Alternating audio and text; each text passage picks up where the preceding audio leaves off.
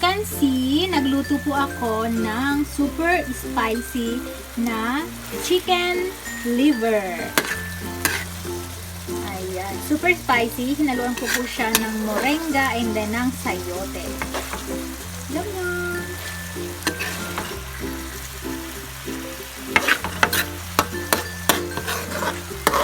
Napakasarap. Kumakain din po ba kayo nito?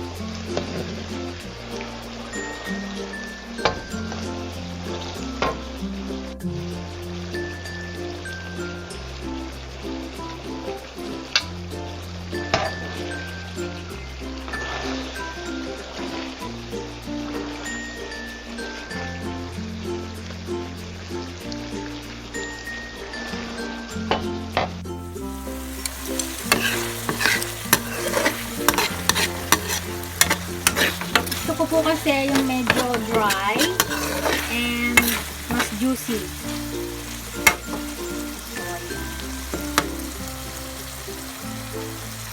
Sarap! Super spicy! Almost done.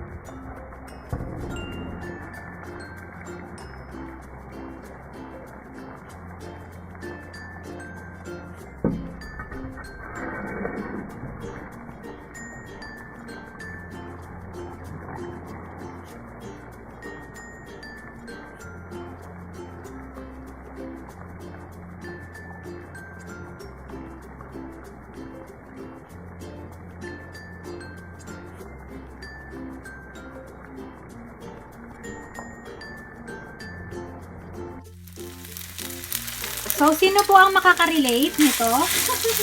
Gawain lang po ito ng mga taga-probinsya. So, diba, luto na yung niluto ko na spicy chicken liver. So, ginawa natin, may leftover na rice. So, ganito po ang itsura. Parang isasangag natin. Leftover po ito, malamig na kanin. Tirang kanin kaninang tanghali. So, mag-aalas 6 na po dito. Kumakain kasi kami ng maagang dinner. Mga 6 to 7 kailangan dinner na natin. So, hindi po ako naglagay ng mantika. Ang ano po nito ay yung chicken liver oil. Spicy po ito. So, diba sayang? Huwag natin hugasan kaagad yung kawali kasi meron pa po siyang linamnam. Titikman natin.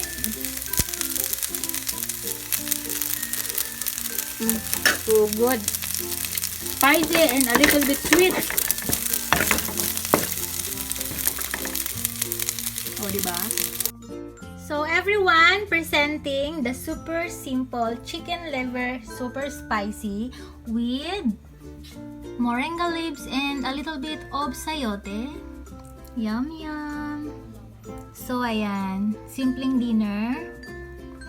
And of course, yung ang tawag namin dito ay linino sa Bicol. Ito yung, yun nga, yung kawali, bago hugasan, hinalo ko yung leftover rice. So yeah, it's so good.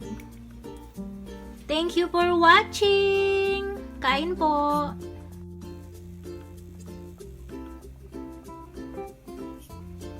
Spicy chicken liver with moringa leaves and sayote.